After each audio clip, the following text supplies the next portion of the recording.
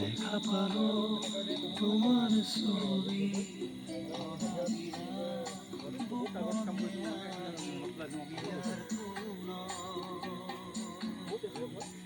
তুমি যেমন শুকান মনত নিয়নৰে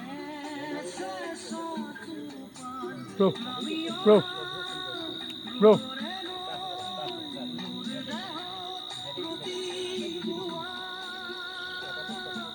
ধুমুহাৰ হতে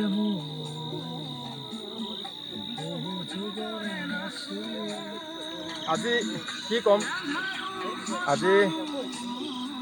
আজিলৈকে 19 তাৰিখৰ পৰা আজিলৈকে যেতিয়া আমাৰ জুবিনদাৰ নিউজটো পাইছিলোঁ তেতিয়াৰ পৰাই মোৰ অন্তৰত ৰাতি শুবও পোৱা নাই, দুখত ভাগি পৰিছোঁ দুখত।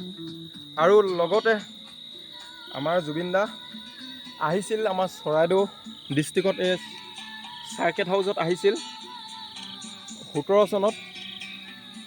DC বিবেকানন্দ ফুকন আছিল চৰাইদেউ ডিষ্ট্ৰিক্টত, DC বিবেকানন্দ ফুকন ছাৰ আছিল।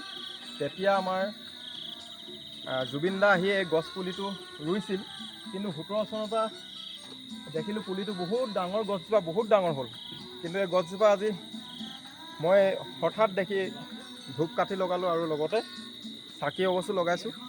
আৰু এটা কথা ক'ব বিচাৰোঁ, আমাৰ জুবিন গাৰ্গক যোন কাল্পিত হত্যাকাৰীকেইজনে হত্যা কৰিছে,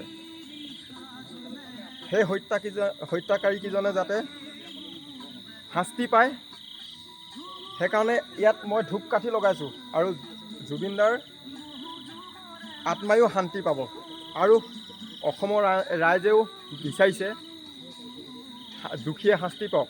আৰু এটা কথা ক'ব বিচাৰিছোঁ, নমস্কাৰ দিছোঁ অসমৰ মুখ্যমন্ত্ৰী মহোদয়। মই এজনেই মুখ্যমন্ত্ৰী দেখিলোঁ, এজন শিল্পীক আঁঠুকাঢ়ি সেৱাকাৰি পিনি তেওঁ দিল্লীত গৈ ইমানখিনি কৰিছে, 19ৰ পৰা লাগি আছে।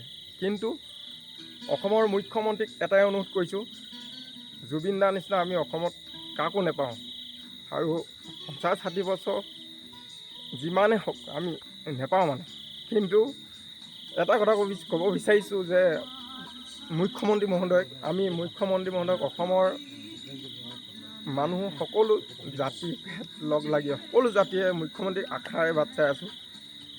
ইয়াৰ তদন্ত সঠিক হ'ব লাগে আৰু ইয়াৰ তদন্ত উলিয়াই 26 ইলেকশ্যনৰ আগত যাতে ইয়াৰ ৰিজাল্টটো উলিয়াই এই কাল্পিত কোন আছিল সেয়াই কামনা কৰিছোঁ।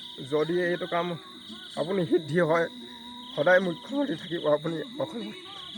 জয় অসম, জয় জুবিনদা, জয় জুবিনদা, জয় জুবিনদা, জয় জুবিনদা, জয় জুবিনদা, জয় জুবিনদা, জয় আই অসম, জয় আই অসম, জয় আই অসম। এইগৰাকী সঁচাকৈ খুব জুবিন গাৰ্গৰ অনুৰাগী অসমত বহুতো আছে। এগৰাকী সমানেই ভাল পায় জুবিন গাৰ্গ ডাঙৰীয়াক। আজি তেওঁ যিখিনি বক্তব্য দাঙি ধৰিলে সঁচাকৈ জুবিন প্ৰেমী তেখেত।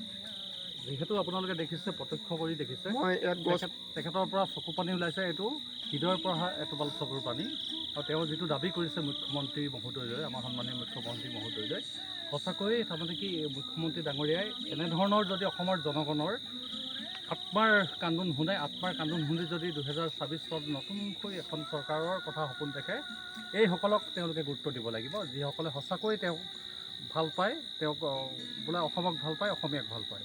জয় আই অসম, জয় আই অসম। আৰু এই আমাৰ প্ৰতিশ্ৰুতি মুখ্যমন্ত্ৰী ডাঙৰীয়াই যেন অন্তৰৰ পৰা শ্ৰদ্ধাৰে যেন এই কামখিনি সুকলমে কৰি দিয়ে। আৰু সেই দোষীক কাৰুৱা এনেকুৱা শাস্তি দিয়ক, সেই যেন আমাৰ 2026 বৰ্ষৰ আগত পোহৰলৈহে ইলেকশ্যনৰ আগত। আৰু তেওঁ সদায় অসমৰ মুখ্যমন্ত্ৰী হৈ থাকিব। তেতিয়া আমি অসমৰ ৰাইজেই নহয়, অসমৰ প্ৰত্যেকজন ঘৰে ঘৰে সৰুৰ পৰা ডাঙৰলৈকে তেওঁকে মামা বুলি এই পৰিচয় আগন্তুক দিনলৈকে দি আহিব। জয় আই অসম, ধন্যবাদ। জয় অসম, ধন্যবাদ।